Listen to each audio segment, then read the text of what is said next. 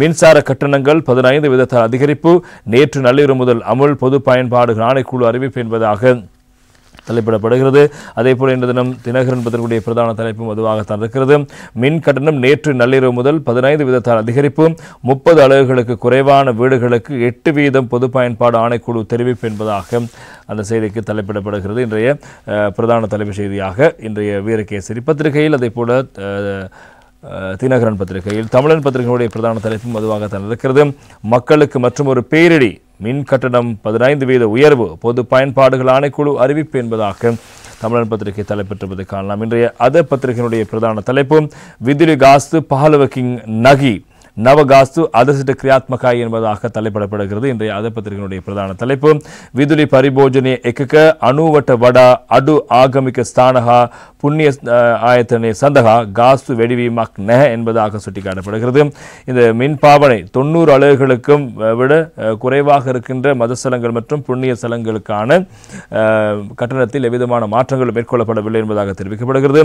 லங்விம இல்லா திபுனே சியட்ட தா 8.3 விதுலி வெடிவீமாக் என்பது பொது பயன்பாடுகள் ஆணைக்குழு தெரிவிக்கிறது. எனவே மின்சார சபை 100% அதிகரிப்பை கோரி வந்த போதிலும் நாங்கள் அதனை வழங்கவில்லை என்பதாக நேற்று தினம் பொது பயன்பாடுகள் ஆணைக்குழு அறிவித்த விவகாரங்கள் பிரதானமாக இருப்பதை காணலாம். லங்காதி பத்திரிகையினுடைய பிரதான தலைப்புச் செய்தியாகவும் அந்த செய்தி இடம்பெடுத்திருப்பதை நாங்கள் காணக்கூடியதாக இருக்கிறது. எனவே அது தொடர்பாக நாங்கள் இப்போது விரிவாக பார்க்கலாம். இன்று முதல் அமலுக்கு வரும் வகையில் மின்சார கட்டணங்கள் 115 வீதத்தால் அதிகரிக்கப்பட்டுள்ளன. அதன்படி நேற்று நள்ளிரவு முதல் இந்த கட்டண திருத்தம் அமலுக்கு வந்திருக்கிறது. மின் கட்டண திருத்தம் தொடர்பாக நேற்று கொழும்பில் நடத்திய விசேட செய்தியாளர் சந்திப்பில் கலந்து கொண்டு கருத்து வெளியிட்ட பொது பயன்பாடுகள் ஆணைக்குழுவின் ஊடக பேச்சாளர் ஜயந்த் ஹைரத் இதனை குறிப்பிட்டிருக்கின்றார். அவர் அங்கு தொடர்ந்தும் குறிப்பிடுகையில் மின் கட்டண திருத்தம் தொடர்பான யோசனையை மின்சார சபை கடந்த மே மாதம் 16ஆம் தேதி எமக்கு சமர்ப்பித்தது. அதன் பிரகாரம் கடந்த 27ஆம் தேதி முதல் இத்துறவில் பொதுமக்கள் கருத்துக்களை கேட்டறியும் நடவடிக்கையை நாங்கள் ஆரம்பித்திருந்தோம். 9 மாகாணங்களையும் உள்ளடக்கும் வகையில் பொதுமக்களின் கருத்துக்களை பெற்றுக்கொண்டோம்.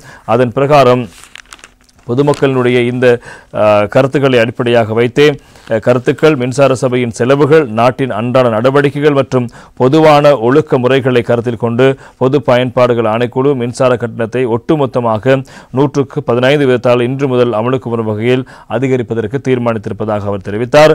இந்த மின்சார கட்டண அதிகரிப்பை 2024 மின் கட்டணத்தோடு ஒப்பிட்டு பார்க்கையில் தற்போது 115 வீதத்தால் அதிகரித்தாலும் எமது மின் கட்டணம் 108 வீதத்துக்கு கீழே இருந்து வருகிறது என்பதாகவும் நேற்று தினம் அவர் தெரிவித்திருக்கின்றார்.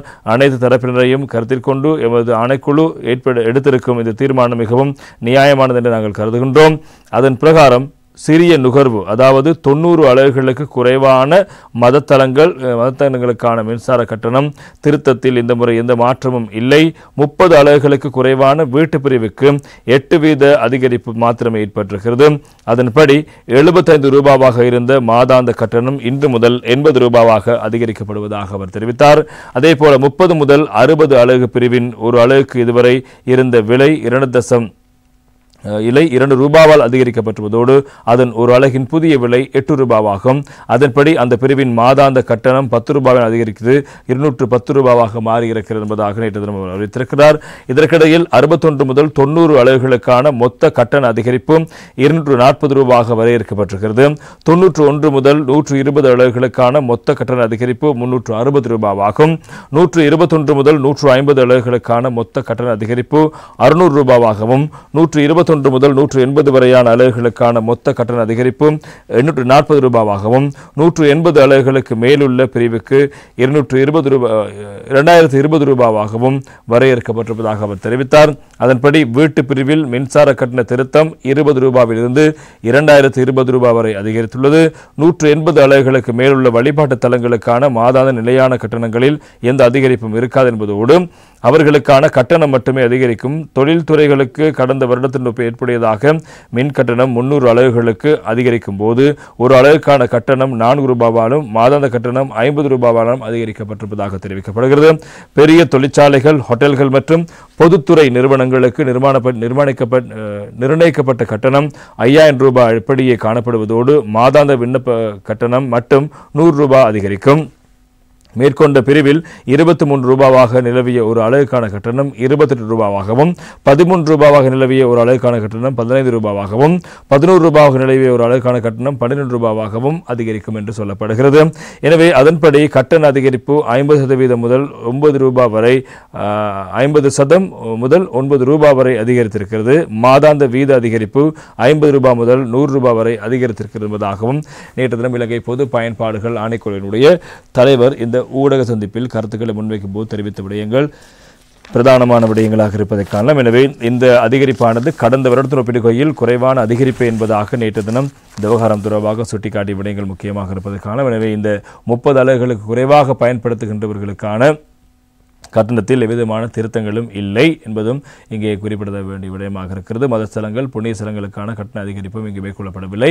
90 அலகுகளுக்கு குறைவாக பயன்படுத்துகின்ற இடங்களுக்கு அவ்வாறு இருக்க கடந்த வருடத்தில் ஒப்பிடுகையில் இந்த அதிகரிப்பானது மிகப்பெரிய அதிகரிப்பு இல்லை என்பதாகத்தான் இன்றைய தினம் சுட்டிக்காட்டப்படுகிறது பத்திரிகைகளை பொறுத்த வரைக்கும். இவ்வாறு இருக்க இந்த விவகாரம் தொடர்பாக இப்போது பலரும் தங்களுடைய கருத்துக்களை முன்வைத்திருக்கிறார்கள். குறிப்பாக இந்த விடயம் தொடர்பாக நேற்று தினம் அமைச்சர் நலிந்த ஜாய்சஸ் அவர்கள் வாராந்த ஊடக சந்திப்பில் இது தொடர்பாக கருத்துக்களை முன்வைத்திருந்தார். இன்றைய தினகரன் பத்திரிகையில் அது தொடர்பான செய்திகள் முக்கியத்துவம் பெறுகிறது.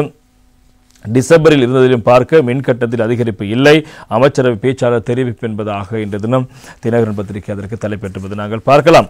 மின் கட்டணம் அதன் உற்பத்தி செலவுக்கு ஏற்ற வகையில் இருக்க வேண்டும் என்பதே அரசாங்கத்தின் நிலைப்பாடு எனவும் இம்முறை மின்சார கட்டண அதிகரிப்பானது கடந்த டிசம்பர் மாதத்தில் இருந்ததை விடவும் அதிகரிக்கப்பட மாட்டாது என்பதாக நேற்று தினம் அமைச்சரை முடிவுகளை அறிவிக்கும் வாராந்த ஊடக சந்திப்பில் அமைச்சர் நலிந்த ஜாய்திஸ் அவர்கள் தெரிவித்த கருத்தாக அந்த செய்தி தொடர்வதை நாங்கள் காணக்கூடியதாக இருக்கிறது. அரசாங்க தகவல் திணைக்களத்தில் நேற்று இடம்பெற்ற அமைச்சரவை தீர்மானங்கள் அறிவிக்கும் வாராந்த ஊடக சந்திப்பில் அவர் இந்த விடயங்களை ஊடக கேள்விக்கு பதிலளிக்கும் போது குறிப்பிட்டிருக்கின்றார். இது தொடர்பாக மேலும் தெரிவித்த அவர் மின் கட்டணம் உற்பத்தி செலவுக்கு ஏற்ப இருக்க வேண்டும் என்பதாக அரசாங்கத்தின் நிலைப்பாடாக இருக்கிறது. கடந்த டிசம்பர் மாதத்தில் பொதுமக்கள் செலுத்திய மின்சார கட்டணத்தை விட மின்சார கட்டணம் எந்த வகையிலும் இம்முறை அதிகரிக்கப்பட மாட்டாது என்பதாக அவர் தெரிவித்தார். தொழில்துறைகள் வீடுகள் மற்றும் ஹோட்டல்களுக்கு கடந்த டிசம்பர் மாதத்தில் செலுத்திய மின்சார கட்டணத்தை விட அதிகமாக இல்லாத மின்சார கட்டண அதிகரிப்பு இருக்கும்.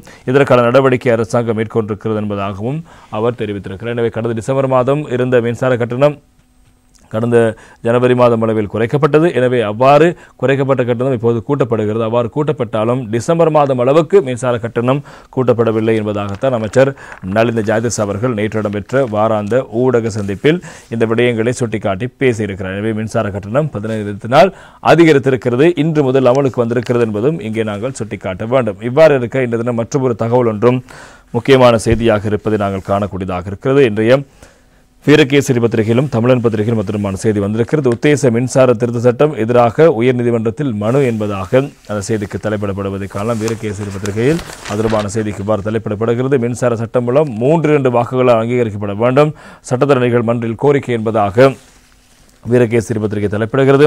அரசாங்கத்தால் பாராளுமன்றத்தில் சமர்ப்பிக்கப்பட்ட உத்தேச மின்சார திருத்த சட்ட மூலத்தின் சில சரத்துக்கள் அரசியலமைப்புக்கு முரணானவை என்றும் அவை நிறைவேற்றப்பட்டால் பாராளுமன்றத்தில் 3-2 பெரும்பான்மை வாக்குகள் நிறைவேற்றப்பட வேண்டும் என்றும் தீர்ப்பளிக்க கோரி மின்சார பொறியியலாளர்கள் சங்கம் உட்பட 7 தரப்பினரால் தாக்கல் செய்யப்பட்ட மனு நேற்றைய தினம் நீதிபதிகளான HMD நவாஸ், அர்ஜுன் அபேசேகர் மற்றும் பிரியந்த பெர்னாண்டோ ஆகியோர் 3 நீதிபதிகள் குழாம் முன்னிலையில் விசாரணைக்கு எடுத்துக் கொள்ளப்பட்டது.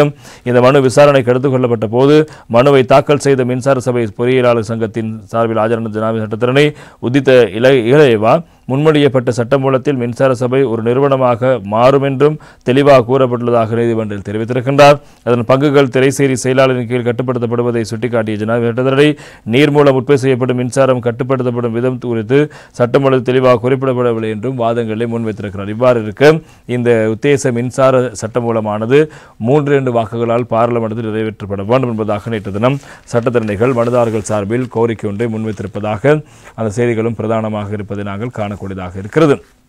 எனவே இந்த விடயங்கள் இவ்வாறு இருக்க நேற்று தினம் அமைச்சரவை முடிவுகள் அறிவிக்கும் வாராந்த ஊடக சந்திப்பில் அமைச்சர் நலிந்த ஜாய்திஸ் அவர்கள் மேலும் பல விடயங்கள் தொடர்பான கருத்துக்களை முன்வைத்திருக்கிறார்.